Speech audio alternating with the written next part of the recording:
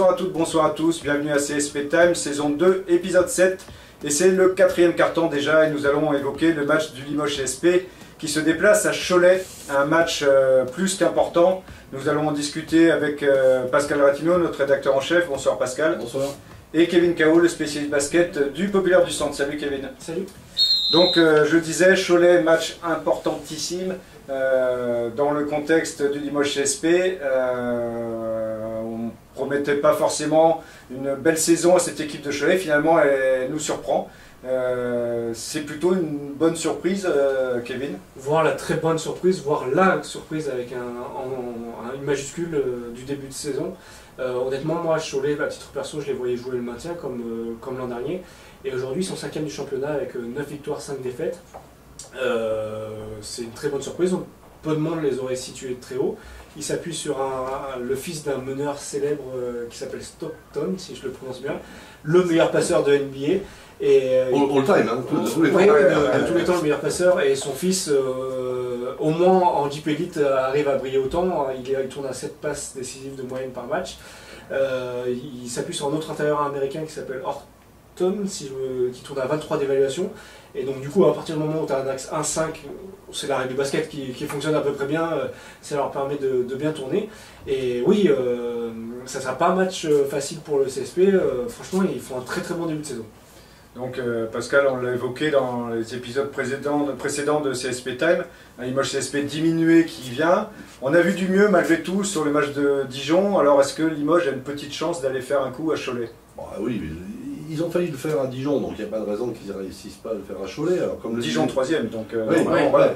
Non, comme le disait Kevin, c'est avec Cholet dans une espèce d'aspiration vertueuse là tout de suite, depuis le début de saison, alors tout le monde les voyait se traîner en queue de classement.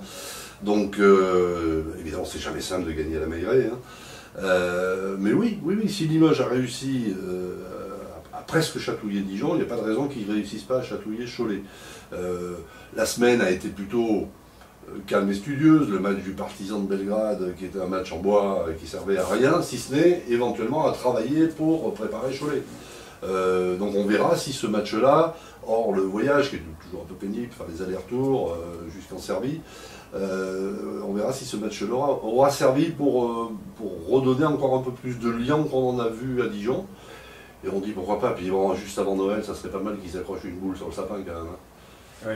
L'un des motifs d'espoir, je rebondis sur ce que dit Pascal, c'est à Dijon, on n'a pas eu un très bon Paul Stoll, alors qu'on l'avait vu un peu brillant quand même en Eurocup face à Venise il y a 2 semaines ou la semaine dernière. Et plutôt pas mal contre Chalon, oui. En tout cas décisif contre Chalon. On peut imaginer qu'un Stoll motivé par le fait de museler l'un des meilleurs passeurs du championnat peut permettre d'aller chercher une victoire. En fait, je pense de toute façon que ça sera l'une des clés du match. Ce duel Stockton-Stoll, ça sera l'une des clés du match. Donc on peut dire qu'on a accroché le match sans un Stoll très bon à Dijon. S'il se démène face à un très bon client, peut-être qu'on peut aller chercher ce match quand même. Après, le problème, c'est les rotations. On est toujours là, avec l'infirmerie qui est pleine, les rotations sont faibles. Et sur une durée de 40 minutes, on sait la fragilité de Limoges dans certains cartons. Le 3e, même si à Dijon, je crois qu'on va remporter. Alléluia. Mais on sait qu'à un moment, il y a une faiblesse, quoi. Et moins on a de rotation, plus la faiblesse risque d'être criarde. Ce qui serait bien, c'est que Limoges soit régulier pendant 40 minutes. Et il n'y a pas de raison qu'il ne puisse pas aller titiller Cholet. Donc la régularité, c'est le mental. Est-ce que on va voir un Limoges avec un mental nouveau, le changement de coach, des joueurs qui sont mieux, un coach qui les fait jouer comme ils ont envie, donc est-ce qu'on peut espérer ça? On l'espère, et de toute façon c'est ce qui doit se passer ce samedi. On a eu une interview de Benjamin Villeger, l'assistant de Mehdi Mari cette semaine dans Populaire. Il nous disait que finalement peu importe l'adversaire, que ce soit Dijon, Cholet, Strasbourg ou Villeurbanne, ce match tu dois le gagner. Comme dit Pascal, ça serait bien de passer les fêtes au chaud, mais après tu as la réception de Strasbourg et tu vas avoir de la semaine. C'est pour ça que Cholet, il serait d'autant plus important de le prendre. Peu importe l'adversaire, ils sont dans la configuration qu'il faut le gagner et qu'il faut le prendre ce match. Et moi j'y crois sur ce que tu m'as montré à Dijon. Donc là, il faut y croire, Pascal, un petit pronostic. Si on n'a pas la foi en ce moment, c'est pas la peine.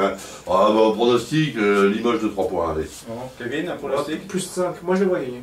Carrément plus 5? Ouais, je les vois gagner honnêtement. Bon, nous verrons bien. Le sort en est jeté, nous verrons bien. Merci messieurs, c'est la fin de ce CSP Time. Rendez-vous sur notre site internet, lepopulaire.fr, sur nos réseaux sociaux, le Facebook, Le Populaire et Le Populaire Sport. Et rendez-vous dans 15 jours pour le prochain numéro de CSP Time. Salut!